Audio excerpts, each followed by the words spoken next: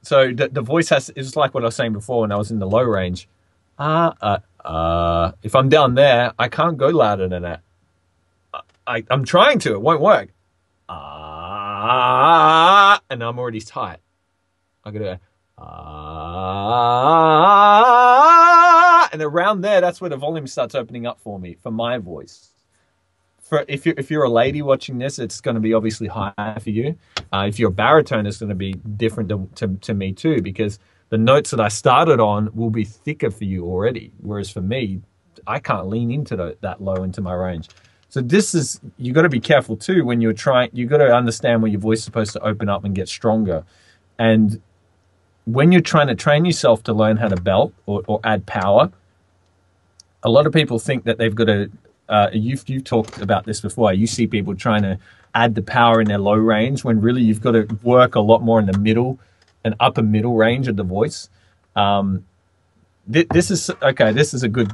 I want to kind of go into protocol that I kind of do. Most people, like a male and a female, usually I'll find when their chest starts getting stronger, they'll kind of the first hurdle they'll find for a male is usually around the A, and for a female it'll be more around the once we get them through to C5, it'll kind of happen around the E5 kind of area. Now what I find, high C. yeah, you know how that's the European system, right, or whatever, isn't it? The European, yeah, they use another system too. I think they call it what, E2 or something like that. It's odd. So yeah, we just say like E above male high C, the second E above middle C. What I find is the resonance around that bridge area, the resonance has to change in a different way. It has to thin out and get more laser-like. And a lot of people struggle to find that. And this is what Marnell was going on about the vowel modifications too, because they another thing that you did that I wanted to point out too was you said how people go like that. The way I described that is like when people do that, how you said that you see people doing that. I described that as like the resonance not wanting to like go to a point. Mm-hmm. So it's just like hanging out there and it splats. Mm-hmm. So, and I know we're all familiar with that word splatting, but sometimes it helps me to think of it better when I think of like, hey, I'm trying to get the resonance to go like that to it and hit something. Like a laser beam. Yeah, I don't want to be like, I want to be like, I want to actually like land on a point rather than just like, where it's like that and it's not resting on anything. It's just kind of the notes just being holding up. It's like you're holding the note instead of letting it like float. And it's obviously it's easier said than done. So what I find I have to do is, and I do this myself, is I work in a range. This happens after you can already mix and you can go very high, but you still can't add that kind of power you want in the voice, or that or you might be lacking flexibility. I find I've got to work for a male more in the 5th octave to get the upper 4th octave starting to work, and for a female it's even higher than that. So I find I work a lot of songs that lie around I'll go even around D5 to E5 to make my A4 easier, or my B4 easier, or my C5 easier, because when I'm going that high, I find it's easier to thin the voice, and then I can just bring the feeling down. The most difficult notes for the male kind of tenor, I didn't say countertenor, I said kind of tenor, that kind of voice, like tenor, is going to be more around those A4, B4, C5 area. Those are going to be the hardest notes. Assuming you have some training under your belt. Yeah, because you've already got to be able to get above that to I find that area is going to get stronger as you build range above that area, because it gives you a different way of feeling how to relax into the sound. So what are some of the challenges you see about when you're training someone to get up in that area with some power, like say the upper 4th octave, or for a lady the upper 5th octave?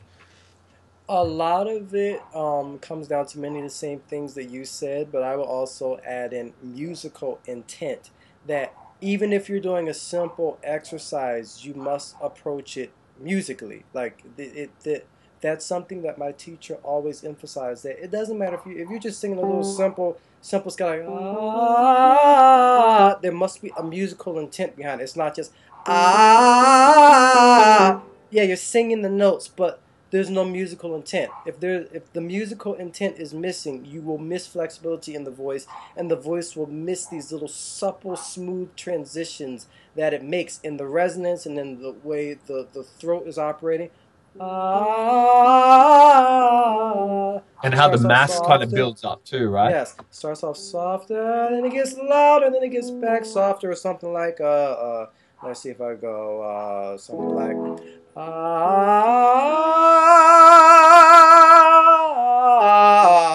So it starts off soft, then loud here with the crescendo, and then back off, and then back down again. It's never ah. That's not flexible in the voice. There's no musical intent behind that. So you must have that musical intent in mind, whether you are singing an exercise or whether you are singing a song. That must always be your intention, is to sound musical. You know, I do the same thing here.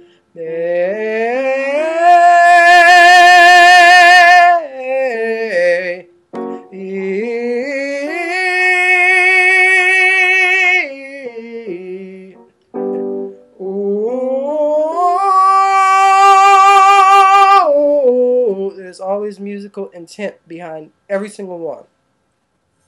Absolutely.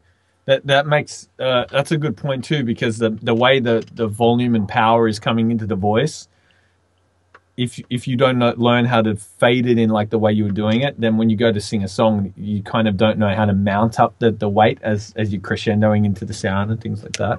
That's a good point. As a matter of fact, this is let me see, this is a segue into a little bit of a song, because Whitney Houston is an example of someone who belted correctly, especially in her early years, from the late 80s going into the early 90s up until about 93, 94.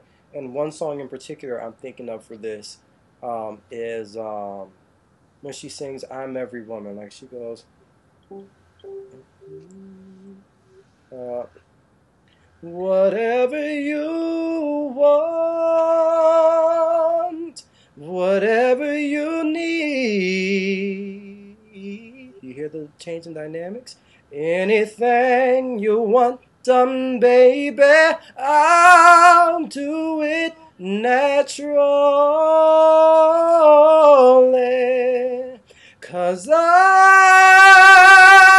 every woman. That's how she sings it. It's always this flow. It's never 'cause I'm. If you try to approach it that way, you're gonna be rigid. It's just like the exercise. Where you think down like this. 'Cause I'm every woman. Just like that. That's being supple. That's belting, but belting correctly. And what you just showed there too was a protocol for training. So how an exercise directly relates to a song phrase. So that's something, you know, you can do if you've got a piano or a guitar or something, or even just in your head, find the octave, and then work back an exercise that you already can do. Because a lot of times, I know, like when you're singing, you know, you'll find like an exercise that's easy, and then you go to a song and it's like, hey, it's not working. What's going on? So the first, what was a word you did on the octave thing? The vowel. 'Cause I'm every woman. That's how she says it. Okay, so that's a good example there of an exercise. The vowel is because I'm on the octave, so it's an R vowel or an R. And if you take the same vowel and you find the exercise that whatever an exercise that you already can do up there, and then if that's too hard, then you find an easier exercise. And this is kind of what I have to explain when I teach singers is I don't think singers have ever been explained why they've got to do exercises. And I know it sounds obvious, like, oh, well, exercises make you stronger, but singing makes you stronger too. So why can't we just sing and build our voice? Why can't we just learn how to belt by belting? Well, the reason why is because when you go to the gym and you want to lift 400 pounds or 200 kilograms, if you can't do it and you can't touch it, you can't even get it off your chest, then it won't build you any strength to just keep doing this. You know, you've got to actually get it up there to do it. So when we're trying to do a song that's too hard for us and we just can't even touch it, you know, we just go, every time we try, or we're just straining, we've got to find something that's easier, but still kind of challenging, but easier that we can manage. Like, so you go to the gym, it's 200 kilograms, 400 pounds. You see if you can do half that weight, okay, or a little bit less than that. And then you work from there. So that's why we've got exercises that range from staccato sounds. Staccato sounds are way easier than some of the other sounds that we've got to do. You know, and then a slide is a little bit harder, but a slide doesn't have the rigidity of these notes in it. So when you add in all these notes, like the ninth scale and things like that, when we add in all those notes, it suddenly makes it quite difficult. So you build up to these difficult scales so that you eventually have strength in that bridge, that mix, to be able to carry that into a song. And the song, once you can get it into the song, that's where your voice will really grow. So once you can lift that 400 pounds, that's when you're really going to grow. And so, there's actually one thing I want to add to that. The difficulty of a song is sometimes not even in the range. So many people are going to look at this and think, oh, just because it has this note in it, that automatically means it's difficult. A lot of times the difficulty is in the musical quality of it, singing your phrases musically, because that's where you develop elasticity and flexibility in the voice. For instance, with a lot of guys out there who are having trouble, you know, going high, there's a very simple song that doesn't go very high at all. I think it only goes up to maybe D above middle C, if even that much, and that's Frank Sinatra's version of "Fly Me to the Moon." You know, just something like fly me to the moon and let me play among those stars. Let me see what spring is like on Jupiter and Mars. You know, something like that. But there's a lot of subtleties and nuances, and it's not just fly me to the moon, you know, where you're just like forcing your voice like that, because in forcing your voice, you lose the musical quality. So I would take even easy songs and see if you can study them to figure out, you know, where is the musicianship in that song.